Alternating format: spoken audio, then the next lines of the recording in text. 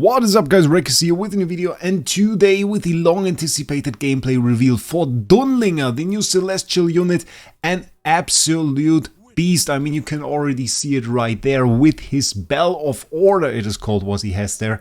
And he is a celestial S-tier hero, S-tier celestial tank, magic damage with a range of 1, an absolute monster. I think one of the most muscular heroes we have in the game. Pretty cool design. I definitely love it, honestly. Quite the opposite is his headwear, which I love it. It's just cute. It just looks so fancy.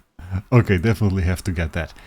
His main thing is his Bell of Order. We see it right there. That is his passive and active ultimate.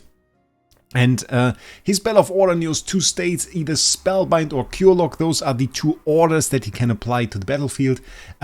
He can make heroes unable to cast an ultimate with Spellbind, or unable to recover HP for others with Cure Lock. And you can decide which one you want.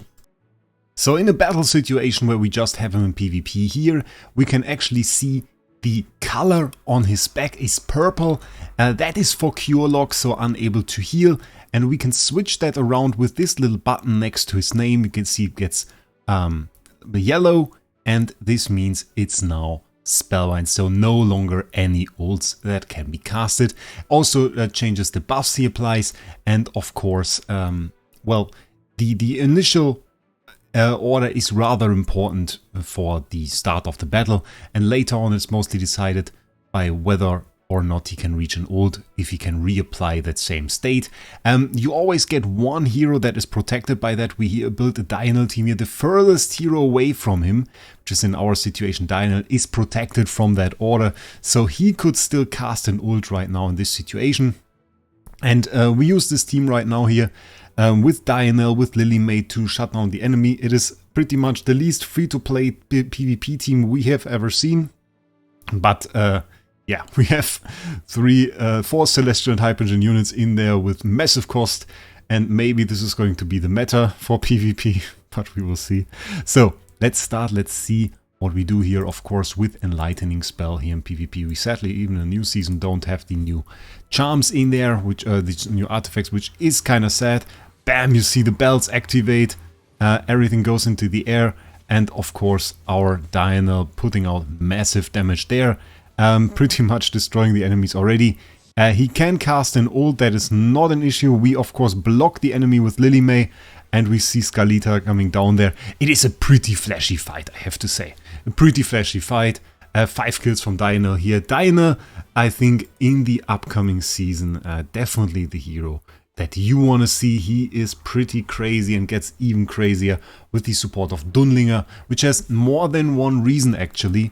And we can check this out right now. I'm pretty much destroying everything with this team here, even though, well, of course, everybody started with the same start, which means they got basically everything. So, pretty interesting to fight PvP in this situation, actually, where everybody has access to every single hero and at plus 50. So, actually pretty cool. I think that might honestly be more interesting for Arena than the regular take at it right now. If we just had access to everything, that would probably be pretty cool. But okay, so we already saw the resummon, that it's very important. Then we have a shockwave that he can inflict. This is like his regular attack. It's on a 10-second cooldown.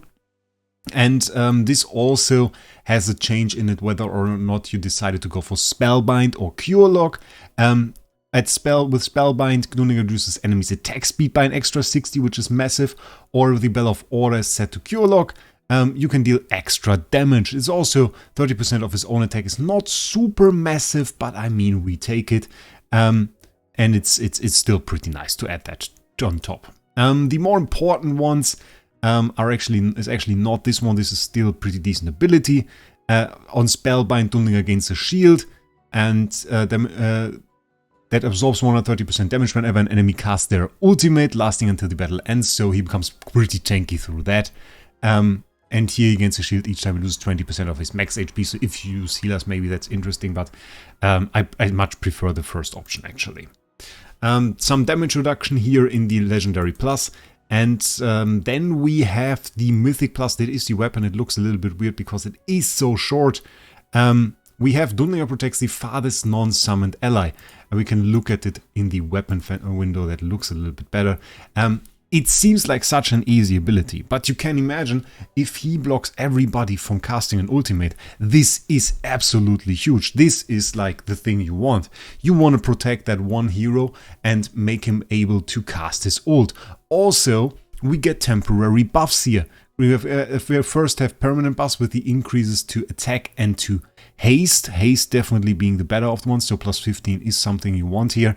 And also we gain some pretty major defensive stat buffs down below. But this protection and letting this one hero basically break this order by him is an absolutely insane ability and something that will be a must-have or something you will definitely want. And then we have upon casting Echo of Silence, which is his ult. Dunlingr grants all allies 50 attack speed for 6 seconds. And then we again have the order. This is first of all the Spellbind, so the one that blocks ults, or we can get 25 life drain. Keep in mind the order for Cure Lock is that they are unable to recover HP for others, which doesn't block life drain. So life drain can still recover HP for yourself, and he provides that with this last ability. So Supreme Plus is honestly pretty nice, especially if you want to go for Cure Lock to get that extra little edge over the enemy because you are able to heal in this situation. This does not work on bosses, by the way. So if you were hoping for that, no, this is not how it works. Let's go. We can maybe check out his damage in Dream Realm. I already did the fight there with Sinbad. Maybe just for this fight, let's put in our wonderful new hero here. I'm not quite sure what we go for here actually, because we certainly don't want to block us from healing against Necro Dragon where we barely survive, but at the same time you really don't want to block yourself from doing ults either, so yeah, it's a bit of thing. Maybe we don't really want to give him the energy stuff. Probably can survive the healing a little bit easier than the other things. I'm not sure where we really want to place him. Probably a bit difficult to get him to buff our Lily May, right? That is at least our Fresto. It's probably always Fresto, right? No, in this situation... Oh, wait, we have it. That would work. Okay, so now we have a pretty interesting situation that we can try. I mean, we can also try the anti-ultimate stuff. If she just channels it through it, could still work. Smokey, of course, and Fresto, they will suffer a little bit by it. Will be interesting to see. Let's put that to triple... Ooh, look at that animation. Oh, that looks so great. That just looks so great. I'm definitely saving up to summon this guy. Already doing it on my main. We'll bring him to plus 15. Give him a very nice attack. Put him in a nice team. And I'll probably have to get Dynamite upgrade too. Mine is just Supreme. So yeah, I will have to see. And one thing to note though, of course right now this seems all a little bit buggy, but we are on the Pioneer server. So this is an alpha version, you could say, basically. And that being said, with this alpha version, things might still change. We might see a different version at the end. Yeah, in terms of damage, he didn't really buff our damage at all. I didn't expect him to. He's just a tank. And yeah, his damage... at least against the Dream Realm boss in this situation, not really worthwhile. I imagine he would also be interesting in some game modes like Duros Trial, where you fight particularly difficult enemies that are just tough to defeat when they get an ult. You can just block them from getting an ult there for some time. And especially in Duros Trial, that was always an issue. When you had this one enemy you knew, okay, he would one-shot you once he gets an ult, you could stop that with this hero. So this could be an interesting perspective to it. Right now, let's just try another challenge here and see what he can do. There we have this guy Malcolm here, running pretty similar comp. Let's just try to beat him. Oh, wait, we didn't have a setup here. Ah, that is rather annoying. Ah, he's using Arena 3. I hate it. I hate it. Honestly hope they would just remove it for this season. Just let it go. We probably have to put that over there, right? Okay, now we have Enlightening back. This will go. I think we are alright. I don't feel alright. I don't like this. I really don't. Okay, come on, let's try it. Would have also gone for the energy regeneration on the... just delete my Diurnal. He did. Didn't even see how, to be honest. Is he just higher level than us? I didn't check for that. It certainly feels like he's higher level than us. Didn't check for that. It's 160, what are we? 159. So he's a bit higher level, but he destroyed us pretty quickly. So Lily May is still a danger. I think if you want to have a chance against Diana, Lily May is probably the answer. I think this is a very interesting hero. I'm pretty eager to see more. This is just the first gameplay reveal that we are going to do. I love his design, I love his animations. I hope they fix the skill text. That is something that is pretty important.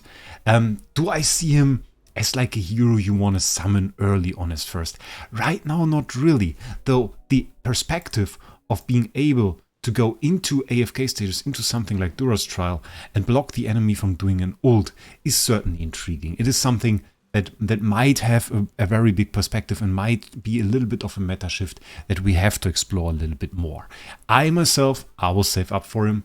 Tell me what you are going to do down in the comments below. And stay tuned for the Nara gameplay reveal that we are going to do later on, probably tomorrow. Maybe if you want, leave a subscription so you don't miss it. And with that, I wish you a great day. We'll see us in the next one.